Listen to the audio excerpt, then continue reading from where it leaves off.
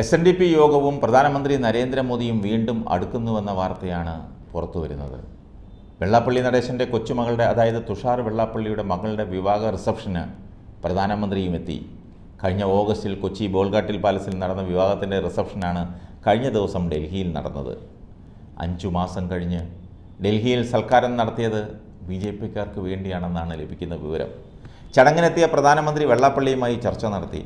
ലോക്സഭാ തെരഞ്ഞെടുപ്പിൽ SNDPയുടെ പിന്തുണ BJPക്ക് ഉണ്ടാകുമെന്ന് വെള്ളാപ്പള്ളി ഉറപ്പുകൊടുത്തു അത്രേ.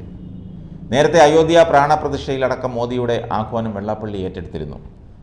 വീട്ടിലെ പൂജാമുറിയിൽ വിജയദീപവും തെളിയിച്ചു. ഗുരുവായൂരിൽ സുരേഷ് ഗോപിയുടെ മകളുടെ വിവാഹത്തിന് പ്രധാനമന്ത്രി എത്തിയിരുന്നു. ഇതിന് പിന്നാലെയാണ് ഡൽഹിയിൽ സൽക്കാരം എന്ന ആശയം വെള്ളാപ്പള്ളിയും കുടുംബവും ആലോചിച്ചത്. കേന്ദ്ര സർക്കാരിനെ അടുപ്പിക്കുകയാണ് ഇതിൻ്റെ ലക്ഷ്യം. തുഷാർ വെള്ളാപ്പള്ളി പ്രധാനമന്ത്രി നരേന്ദ്രമോദിയെ നേരത്തെ സന്ദർശിച്ചിരുന്നു. കേരള രാഷ്ട്രീയവും ലോക്സഭാ തെരഞ്ഞെടുപ്പും രാമക്ഷേത്ര ഉദ്ഘാടനവും ഉൾപ്പെടെയുള്ള വിഷയങ്ങളെ സംബന്ധിച്ച് ചർച്ച നടത്തി. ഈ ലോക്സഭാ തെരഞ്ഞെടുപ്പിൽ കേന്ദ്ര സർക്കാരിനെയോ BJPയെയോ വെള്ളാപ്പള്ളി വിമർശിക്കില്ല. തുഷാർ BJP മുന്നണിയുടെ സ്ഥാനാർത്ഥിയാവുകയും ചെയ്യും. കോട്ടയത്ത് തുഷാർ മത്സരിക്കുമെന്നാണ് ലഭിക്കുന്ന സൂചന. കോട്ടയം ലോക്സഭാ സീറ്റ് BDJSന് നൽകും. തുഷാർ വെള്ളാപ്പള്ളി സ്ഥാനാർത്ഥിയാകണമെന്നാണ് BJPയുടെ ആവശ്യം.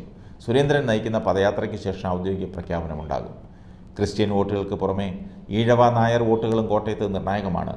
ഹൈന്ദവ വിഭാഗത്തിന് മേൽക്കൈയുള്ള മണ്ഡലത്തിൽ നായർ ഈഴവ സമുദായങ്ങളിൽ നിന്ന് വർഷങ്ങളായി ഒരാളെ പോലും ലോക്സഭയിൽ സ്ഥാനാർത്ഥിയായി പരിഗണിക്കാത്തതിൽ ഇരു സമുദായങ്ങൾക്കും അതൃപ്തിയുണ്ട്. SNDP യോഗത്തിന് ശക്തമായി വേരുകളുള്ള മണ്ഡലം കൂടിയാണ് കോട്ടയം. 2019 തെരഞ്ഞെടുപ്പിൽ NDA സ്ഥാനാർത്ഥിയായിരുന്ന PC തോമസ് നേടിയത് 1,55,153 വോട്ടാണ്. ഇക്കുറി 2.5 ലക്ഷത്തിലധികം വോട്ടുകൾ നേടാനാകുമെന്നാണ് BJPയുടെ പ്രതീക്ഷ. തുഷാറിനെ സ്ഥാനാർത്ഥിയാക്കുന്നതിലൂടെ കൂടുതൽ വോട്ടുകൾ സമാഹരിച്ച് A ക്ലാസ് മണ്ഡലം എന്ന കാറ്റഗറിയിലേക്ക് കോട്ടയത്തെ ഉയർത്തും. കഴിഞ്ഞ ലോക്സഭാ തെരഞ്ഞെടുപ്പിൽ വയനാട്ടിലാണ് BDJS മത്സരിച്ചത്. എന്നാൽ ഇത്തവണ വയനാട്ടിൽ രാഹുൽ ഗാന്ധിക്കെതിരെ BJP സ്ഥാനാർത്ഥിയാകും മത്സരിക്കുന്നത്.